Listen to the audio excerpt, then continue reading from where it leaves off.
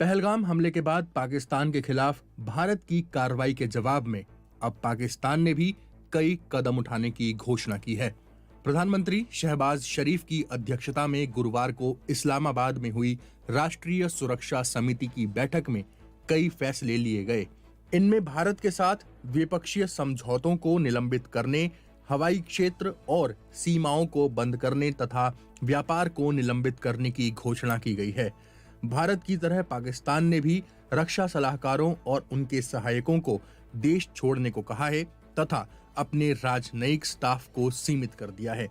इस बैठक के वक्तव्य में सिंधु जल संधि को निलंबित करने के भारत के फैसले को नामंजूर करते हुए कहा गया कि इस संधि के तहत पाकिस्तान के हिस्से से पानी के प्रवाह को रोकने या मोड़ने का कोई भी प्रयास युद्ध की कार्रवाई माना जाएगा और इसका पूरी ताकत से जवाब दिया जाएगा।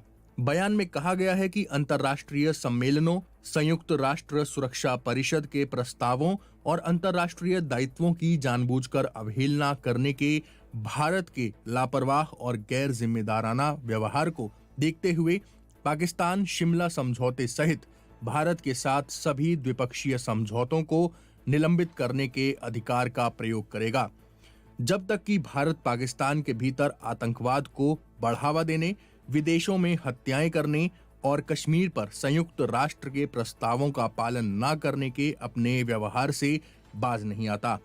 पाकिस्तान ने भारत के स्वामित्व वाली या उसके द्वारा संचालित सभी एयरलाइंस के लिए अपने हवाई क्षेत्र को तत्काल बंद करने की घोषणा की है।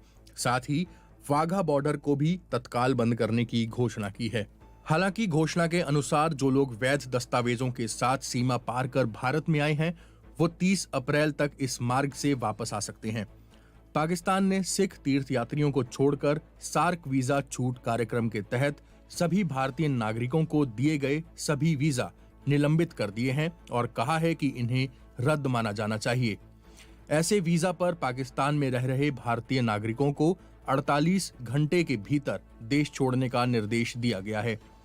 इसके अलावा घोषणा में कहा गया है कि भारत के साथ सभी प्रकार का व्यापार भी निलंबित किया जा रहा है तथा ये किसी तीसरे देश के माध्यम से होने वाले व्यापार पर भी लागू होगा। पाकिस्तान ने इस्लामाबाद में भारतीय रक्षा सैन्य सलाहकारों को भी अवांछित व्यक्ति घोषित कर दिया है और उन्हें तुरंत देश छोड़ने को कहा है, जबकि इन सलाहकारों के सहायक कर्मचारियों को भी वापस लौटने का निर्देश दिया गया है। घोषणा के मुताबिक इस्लामाबाद स्थित भारतीय उच्चायोग में कर्मचारियों की संख्या 30 अप्रैल 2025 से 30 तक सीमित कर दी जाएगी।